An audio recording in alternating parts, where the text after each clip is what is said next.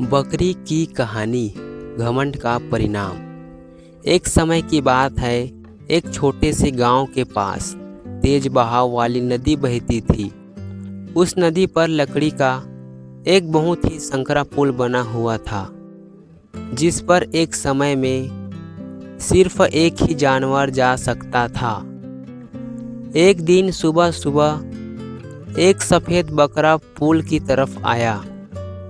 वह बहुत ताकतवर था और अपने घमंड में हमेशा चूर रहता था। उसी समय दूसरी ओर से एक काला बकरा भी पुल पर चढ़ गया। वह भी उतना ही जिद्दी था। दोनों पुल के बीच बीच आकर रुक गए। सफ़ेद बकरा गुस्से में बोला, अरे हटो रास्ते से, पहले मैं जाऊंगा। काला बकरा भी अकड़कर बोला, क्यों हटूं, मैं पहले आया हूं, तुम पीछे हटो। दोनों में बहस शुरू हो गई। धीरे धीरे बहस लड़ाई में बदल गई। दोनों एक दूसरे को सींग मारने लगे। पुल बहुत संकरा था और नीचे नदी का तेज बहाव था। गांव के कुछ लोग दूर खड़े यह सब देख रहे थे। एक बूढ़ा आदमी चिल्लाकर बोला, अरे मूर्खों, लड़ोगे तो दोनों नदी में गिर जाओगे।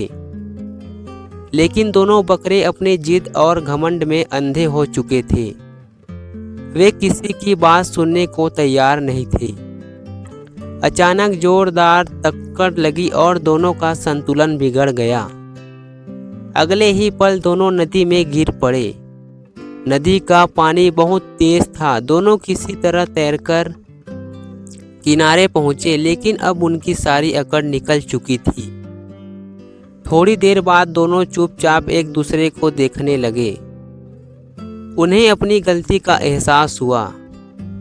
सफ़ेद बकरा शर्मिंदा होकर बोला, अगर हमसे कोई एक थोड़ा झुक जाता तो हम दोनों सुरक्षित रहते।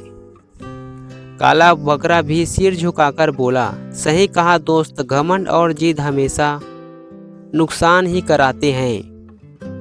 उस दिन के बाद दोनों कभी बेवजह लड़ाई नहीं की और मिलजुल कर रहने लगे। कहानी से सीख, घमंड और जिद इंसान को नुकसान पहुंचाते हैं। कभी कभी झुक जाना ही सबसे बड़ी समझदारी होती है।